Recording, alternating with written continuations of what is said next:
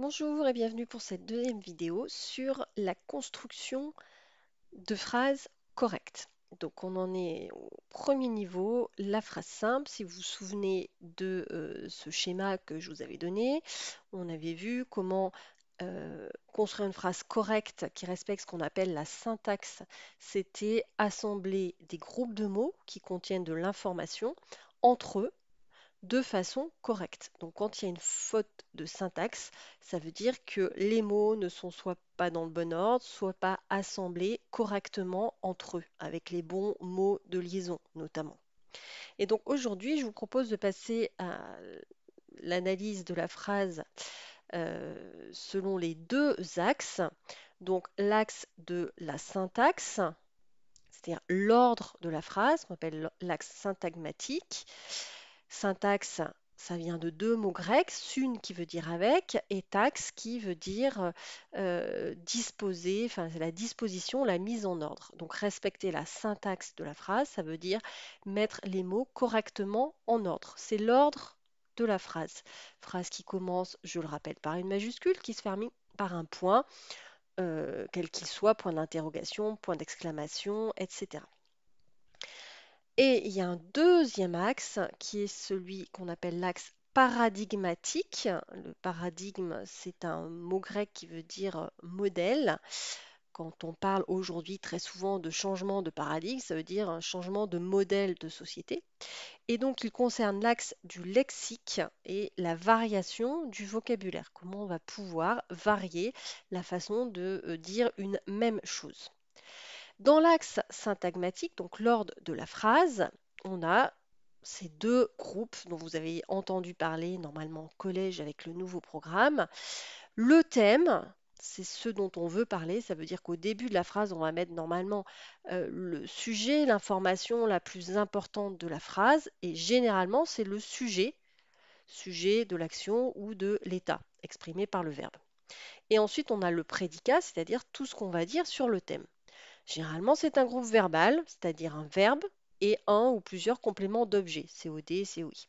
Éventuellement, on peut rajouter des compléments circonstanciels. Donc, si je reviens à ma phrase du précédent schéma, mon thème, ça pourrait être Madame de Chartres et le prédicat introduit sa fille, Mademoiselle de Chartres, à la cour afin de la marier. Et donc, le prédicat est ici le sujet.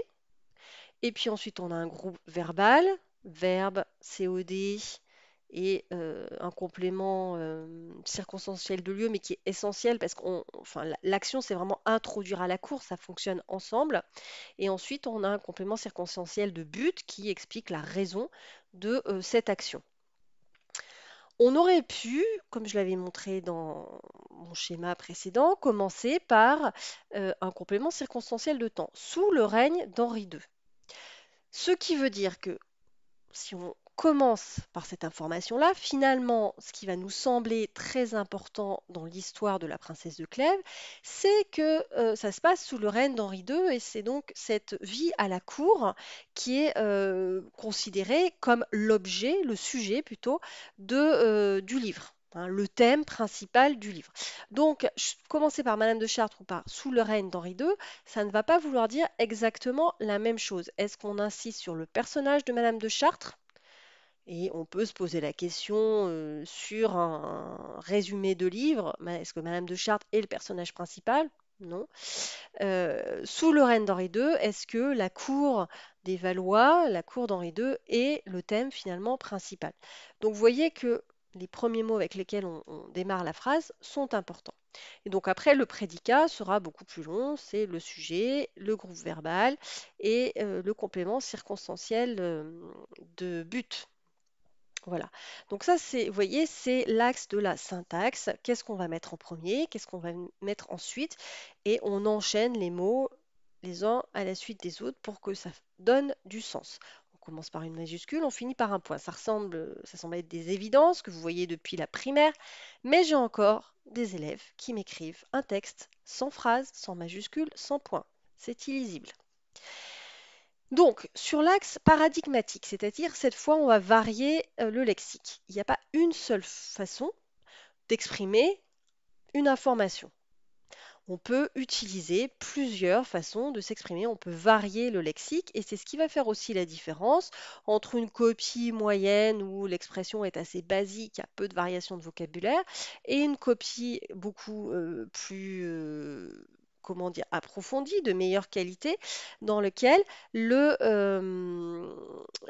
l'élève va utiliser un vocabulaire varié, va enrichir son expression pour donner des informations beaucoup plus riches, beaucoup plus nombreuses.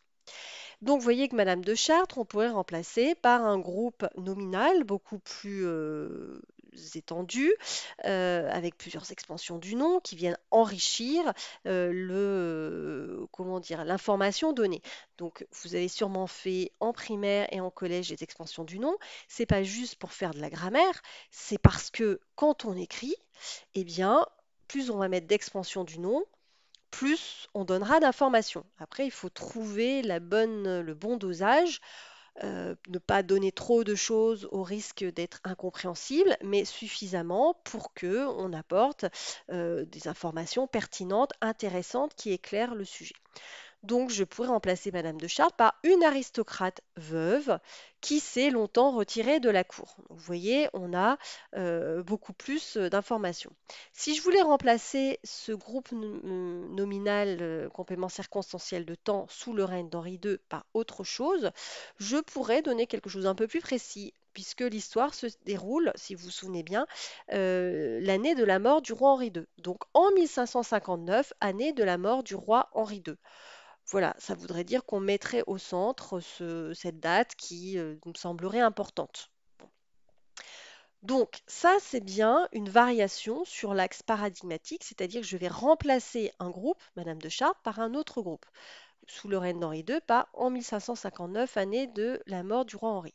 Donc on peut faire des variations et exprimer les choses différemment. C'est ce qui va faire que votre copie va être différente de la copie de votre voisin, même si vous avez parlé de la même chose. Et ce qui va faire aussi que même si on pense avoir mis la même chose dans une copie, on n'aura pas la même note parce que la richesse de l'expression sera différente d'une copie à l'autre. Je donne un autre exemple de variation, cette fois sur le complément circonstanciel de but afin de la marier, parce que tout cela, c'est difficile finalement de trouver des expressions très variées, introduire à la cour. Bon, c'est pas forcément quelque chose sur lequel on va trouver de nombreuses expressions. En revanche, afin de la marier, on peut trouver plein d'autres façons de le dire. Pour lui trouver un époux, par exemple. Ou bien, si on veut dire quelque chose du personnage, si on veut affiner finalement son analyse de l'œuvre, si on veut donner des renseignements supplémentaires, montrer qu'on a compris de façon beaucoup plus subtile l'enjeu de ce mariage, dans l'espoir d'un mariage à la hauteur de ses ambitions, puisqu'on sait que Madame de Chartres voulait trouver quelqu'un de suffisamment prestigieux pour sa fille et qu'elle avait refusé de nombreux partis. Donc, avec cette expression-là, vous dites de façon assez condensée justement ce besoin de faire un bon mariage qui est exprimé par Madame de Chartres dans l'histoire de la princesse de Clèves. Donc vous voyez que vous avez des choses plus riches, hein. Afin de la marier, si c'est dans l'espoir d'un mariage à la hauteur de ses ambitions, c'est beaucoup plus riche que la première expression. Pas seulement parce que c'est plus long, mais parce que ça dit des choses sur l'intention du personnage sujet de l'action. Voilà, donc construire des phrases correctes, c'est à la fois dérouler correctement les groupes en commençant généralement par le sujet, puis le verbe, le complément, etc. Et on garde vraiment cette structure en tête pour ne pas se perdre. On peut, en se relisant, vérifier qu'on a bien cette structure, hein. Donc c'est ce premier axe. Et ensuite, quand on relit, on peut essayer d'enrichir la façon dont on s'exprime en variant l'expression de certains groupes de mots. Donc ici, le sujet ou le complément circonstanciel, ou bien là, du côté du prédicat, le complément circonstanciel de but. C'est ce qu'on attend dans l'enrichissement, dans l'amélioration de l'expression écrite. C'est quelque chose qui revient souvent et j'espère vous avoir éclairé sur ce qu'on entend par améliorer votre expression écrite, enrichissez votre expression écrite, faites des phrases correctes, etc. Bon travail!